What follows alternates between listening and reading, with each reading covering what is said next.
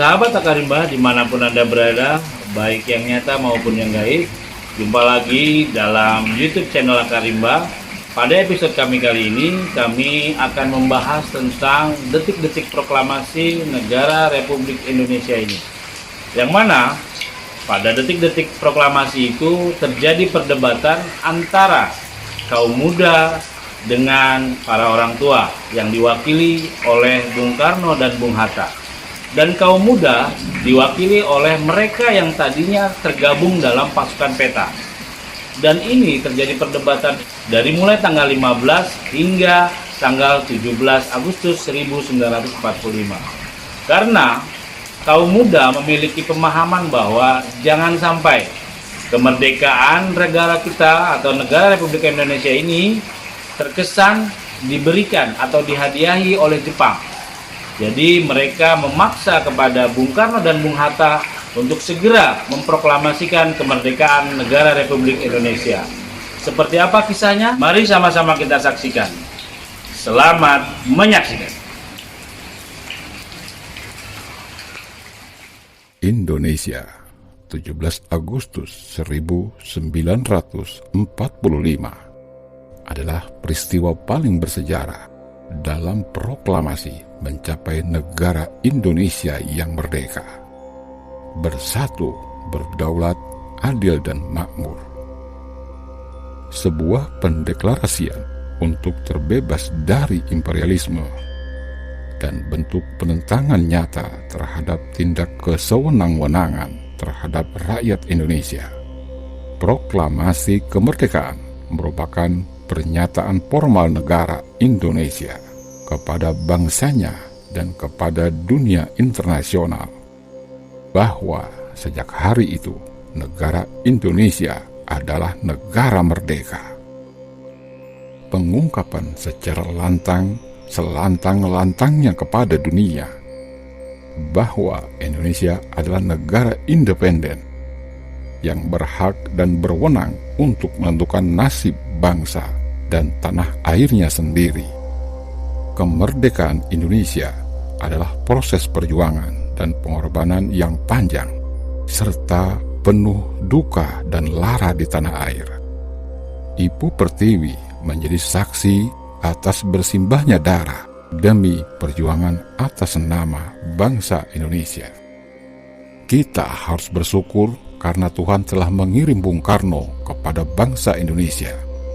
Bung Karnolah yang dengan kuat dan gagah ikut menggugah kesadaran akan martabat dan harga diri kita sebagai bangsa, sehingga akhirnya kita bisa membangun negara merdeka dan berdaulat.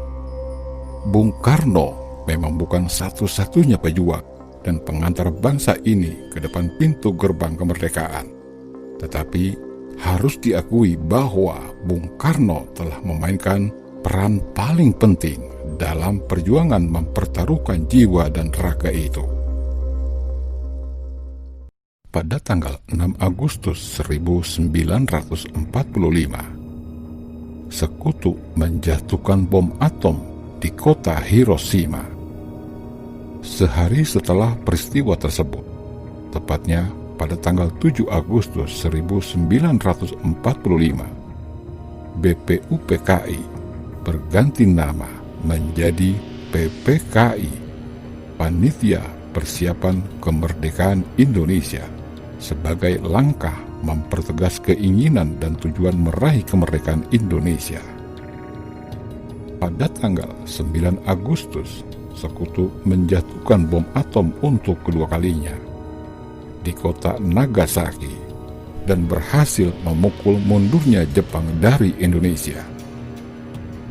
Jepang menyerah kepada sekutu secara resmi pada tanggal 14 Agustus 1945 dan dimanfaatkan oleh tokoh pejuang Indonesia untuk segera memproklamasikan kemerdekaannya.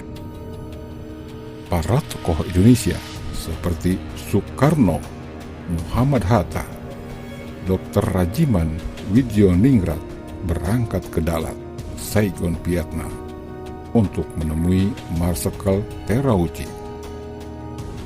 para tokoh pejuang kemerdekaan melakukan persiapan kemerdekaan. Para tokoh perjuangan dan rakyat Indonesia menginginkan bahwa kemerdekaan yang diraih bukan hadiah dari Jepang, namun perjuangan bangsa Indonesia sendiri.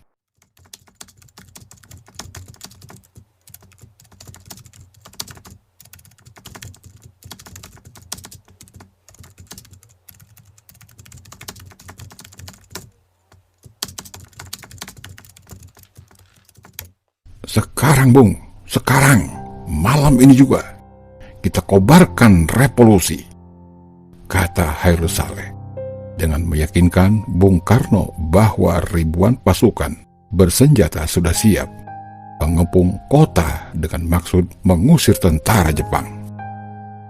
Lalu disambut Sukarni, kita harus segera merebut kekuasaan.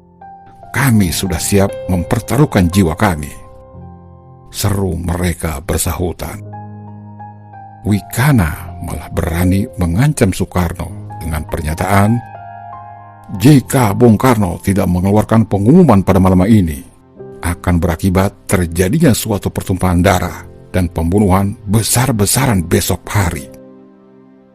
Mendengar kata-kata ancaman seperti itu, Soekarno naik darah dan berdiri menuju Wikana sambil berkata, ini batang leherku, seretlah saya ke pojok situ dan potonglah leherku malam ini juga. Kamu tidak usah menunggu esok hari. Suasana pun semakin tegang.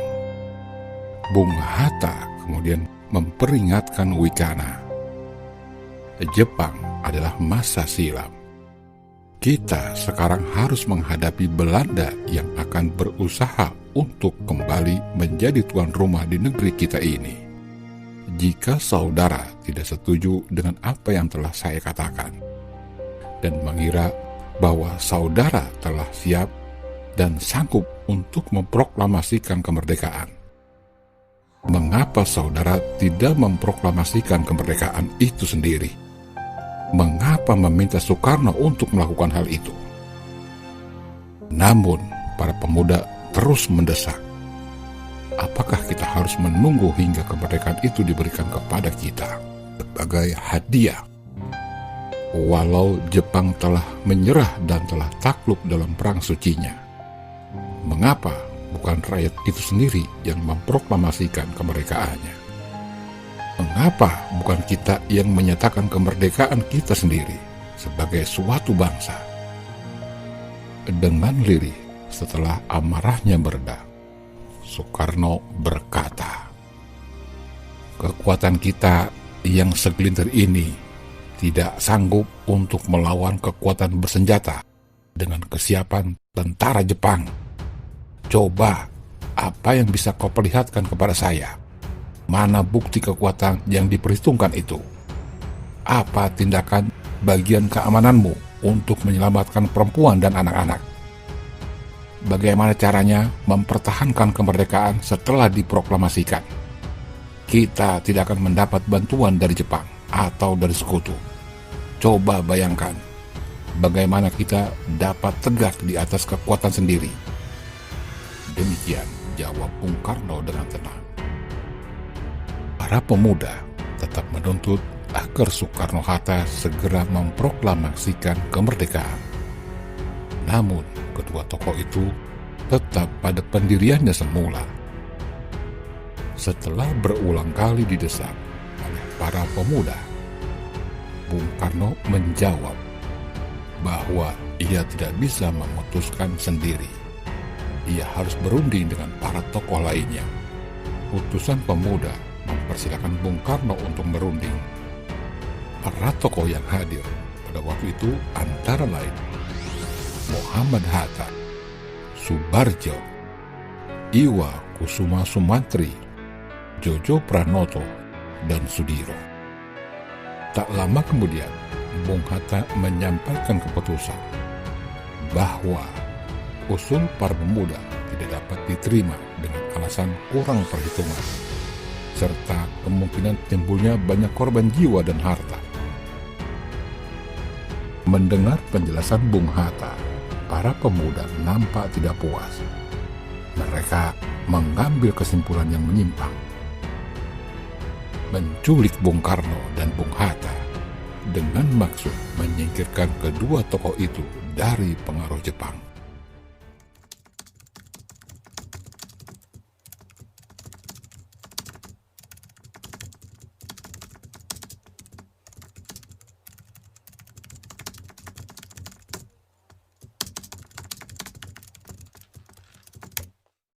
Aksi penculikan itu sangat mengecewakan Bung Karno. Bung Karno marah dan kecewa, terutama karena para pemuda tidak mau mendengarkan pertimbangannya yang sehat. Mereka menganggap sekitar 15 km dari Kedung Gede, Karawang.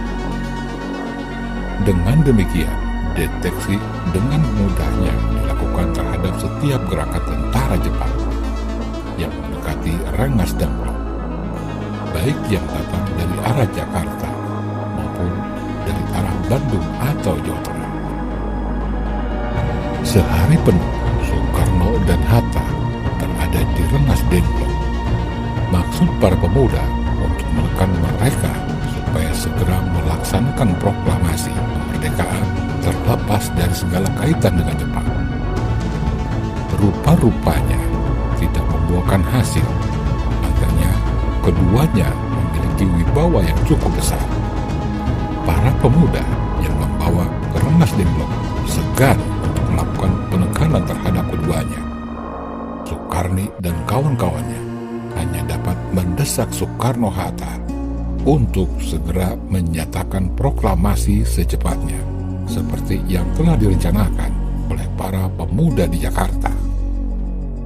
Akan tetapi, Soekarno-Hatta tidak mau didesak begitu saja. Keduanya tetap berpegang teguh pada perhitungan dan rencana mereka sendiri.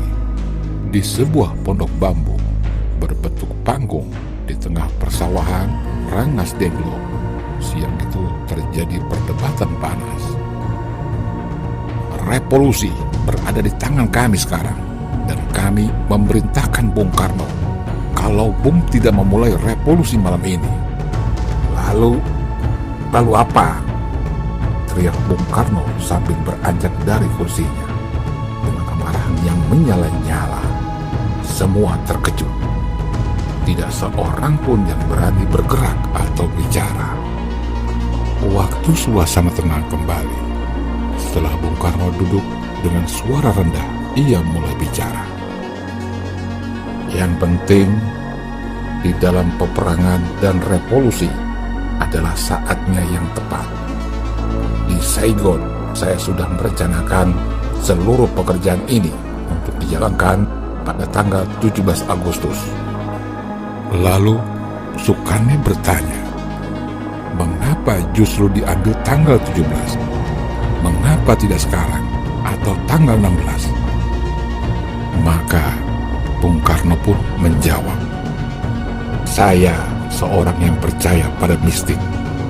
Saya tidak akan menerangkan dengan pertimbangan akal mengapa tanggal 17 lebih memberi harapan kepadaku. Akan tetapi saya merasakan di dalam kalbuku bahwa itu adalah saat yang paling baik. Angka 17 adalah angka suci. Pertama-tama, kita sedang berada di bulan suci, Ramadan. Waktu kita semua berpuasa. Ini berarti saat yang paling suci bagi kita. Tanggal 17 besok hari Jumat. Hari Jumat itu Jumat Legi, Jumat bahagia, Jumat suci. Al-Quran diturunkan tanggal 17. Orang Islam sembahyang 17 rakaat. Oleh karena itu, kesucian angka 17 bukanlah buatan manusia. Sementara itu, di Jakarta, antara Mr. Ahmad Subarjo dan golongan tua dengan Wigana dari golongan muda membicarakan kemerdekaan yang harus dilaksanakan di Jakarta.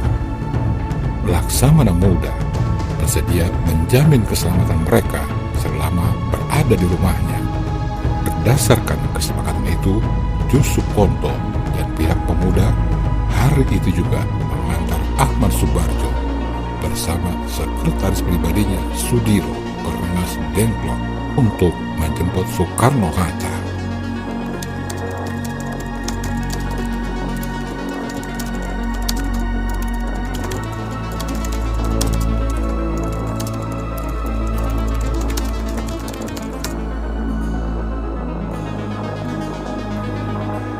Ahmad Subarjo memberikan jaminan bahwa proklamasi kemerdekaan akan diumumkan pada tanggal 17 Agustus 1945, selambat-lambatnya pukul 12. Dengan jaminan itu, Komandan Kompi Peta setempat Udanso Subeno bersedia melepaskan Soekarno dan Hatta kembali ke Jakarta.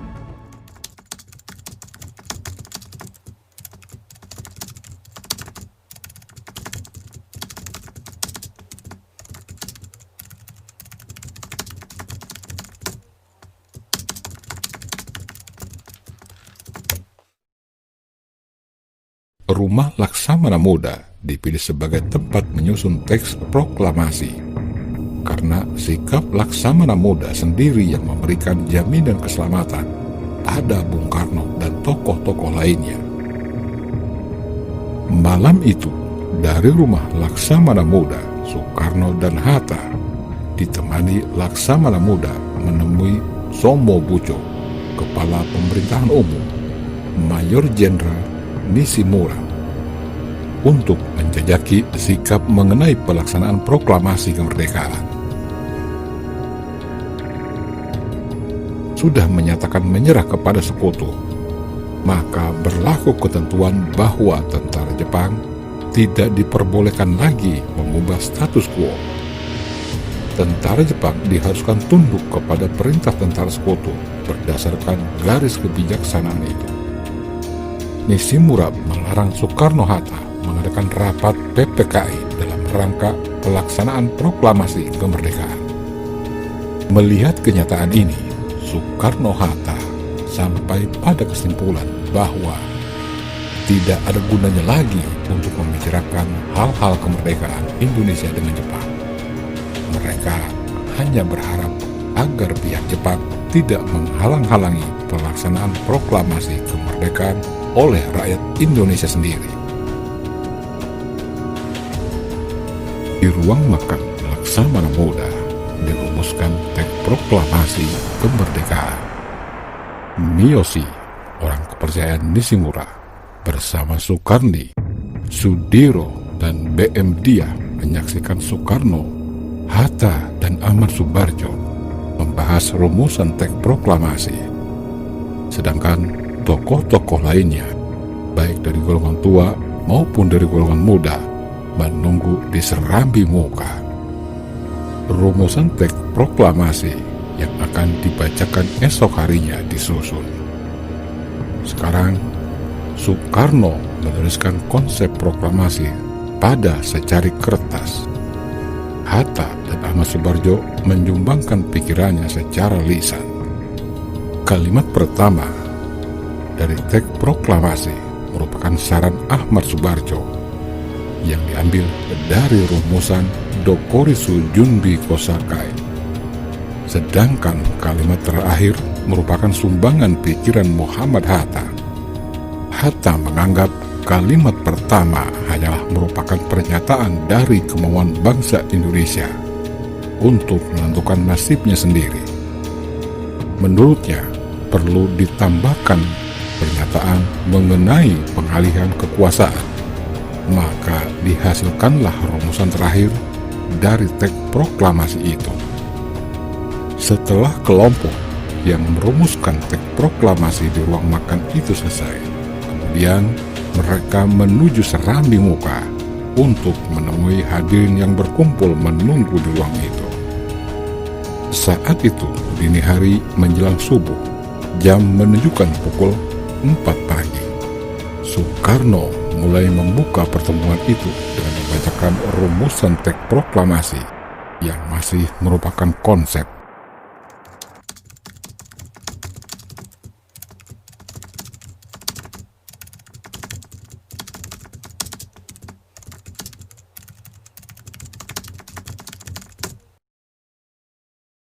pada saat Soekarno membuka pertemuan dini hari itu dengan beberapa patah kata. Keadaan yang mendesak telah memaksa kita semua mempercepat pelaksanaan proklamasi kemerdekaan. Rancangan teks telah siap dibacakan di hadapan saudara-saudara, dan saya harapkan benar bahwa saudara-saudara sekalian menyetujuinya sehingga kita dapat berjalan terus dan menyelesaikan pekerjaan kita sebelum fajar menyingsing. Kepada mereka yang hadir, Soekarno menyarankan agar bersama-sama menandatangani naskah proklamasi selaku wakil-wakil bangsa Indonesia. Saran itu diperkuat oleh Muhammad Hatta dengan mengambil contoh Declaration of Independence Amerika Serikat. Usul itu ditentang oleh pihak pemuda yang tidak setuju kalau tokoh-tokoh golongan tua yang disebutnya sebagai budak-budak Jepang turut menandatangani naskah proklamasi. Lalu Soekarno mengusulkan agar penandatanganan proklamasi itu cukup 2 orang saja, yakni Soekarno dan Muhammad Hatta, atas nama bangsa Indonesia. Usul Soekarno itu diterima oleh semua hadirin. Naskah yang diketik oleh Sayuti Meli segera ditandatangani oleh Soekarno dan Muhammad Hatta. Persoalan timbul mengenai bagaimana proklamasi itu harus diumumkan kepada rakyat di seluruh pelosok Indonesia, juga ke seluruh dunia. Di mana dan dengan cara bagaimana hal itu harus diselenggarakan. Soekarno kemudian memberitahukan bahwa rakyat Jakarta dan sekitarnya telah diserukan untuk datang berbondong-bondong ke lapangan Ikada pada tanggal 17 Agustus untuk mendengarkan proklamasi kemerdekaan. Akan tetapi Soekarno menolak Soekarno. Tidak, kata Soekarno, lebih baik dilakukan di tempat kediaman saya di Jalan Pegangsaan Timur. Pekarangan di depan rumah cukup luas untuk ratusan orang. Untuk apa kita harus memancing-mancing insiden? Lapangan Ikada adalah lapangan umum. Suatu rapat umum dapat diatur sebelumnya dengan penguasa militer.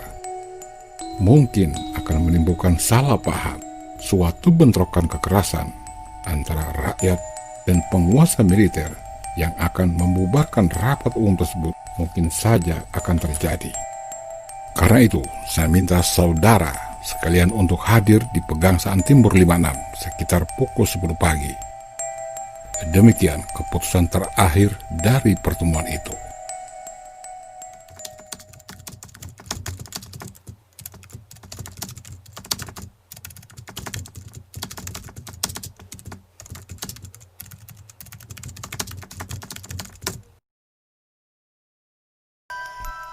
Fajar 17 Agustus 1945 memancar di ufuk timur.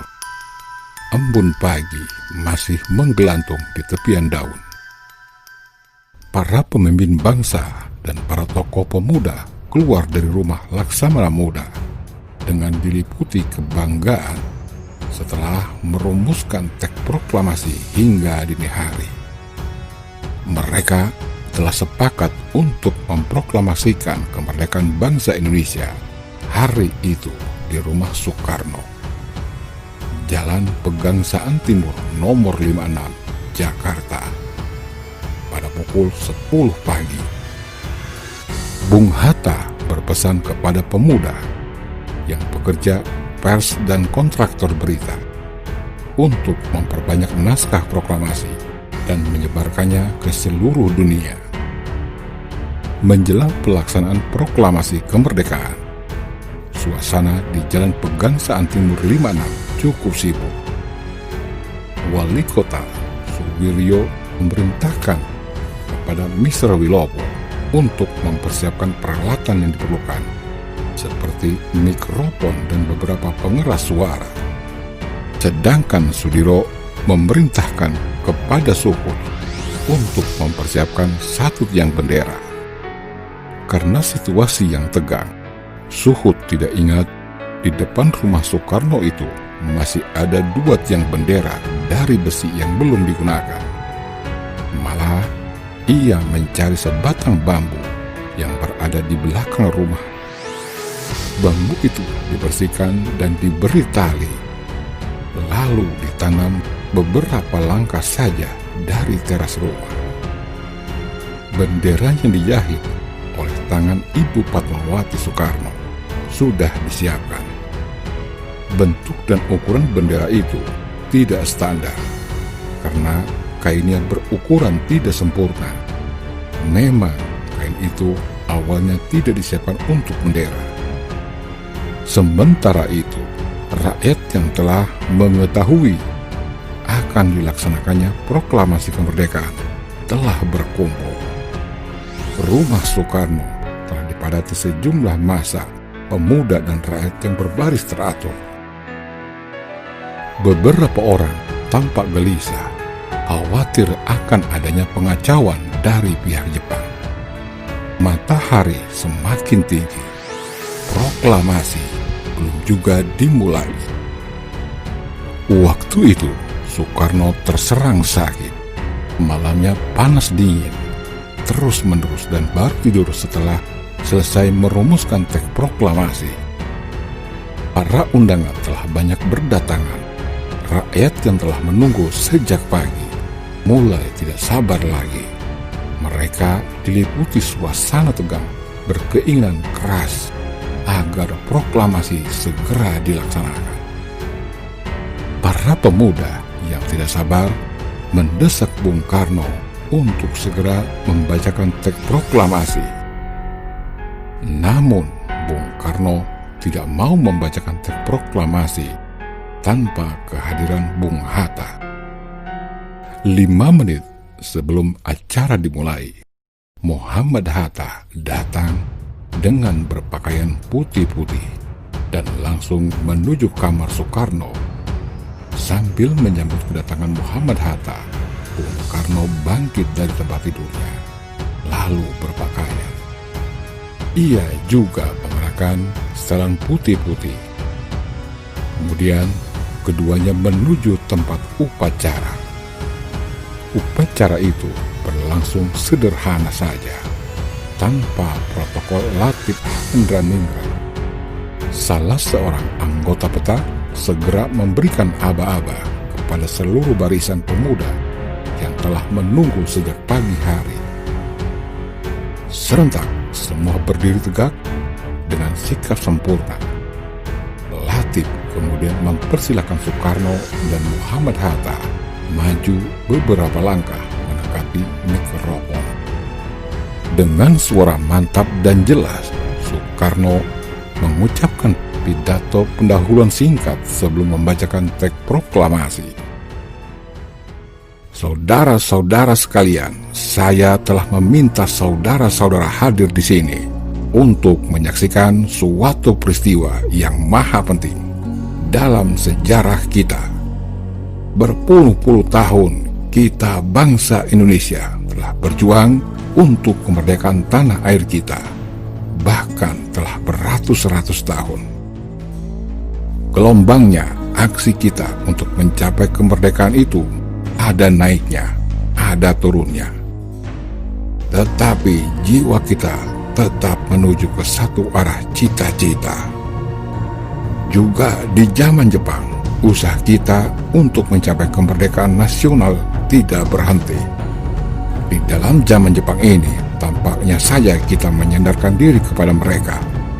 Tetapi pada hakikatnya, tetap kita menyusun tenaga kita sendiri. Tetap kita percaya kepada kekuatan sendiri. Sekarang tibalah saatnya kita benar-benar mengambil nasib bangsa dan nasib tanah air kita di tangan kita sendiri. Hanya bangsa yang berani mengambil nasib dari tangan sendiri akan dapat berdiri dengan kuatnya.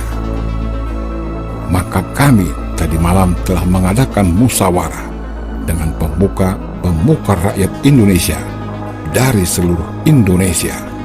permusyawaratan itu seia sekata berpendapat bahwa sekaranglah datangnya saatnya untuk menyatakan kemerdekaan itu. Saudara-saudara, dengan ini kami menyatakan kebulatan tekad itu. Dengarlah proklamasi kami. Proklamasi. Kami, bangsa Indonesia, dengan ini menyatakan kemerdekaan Indonesia. Hal-hal yang mengenai pemindahan kekuasaan dan lain-lain diselenggarakan dengan cara saksama dan dalam tempo yang sesingkat-singkatnya. Jakarta, 17 Agustus 1945, atas nama bangsa Indonesia, Soekarno Hatta.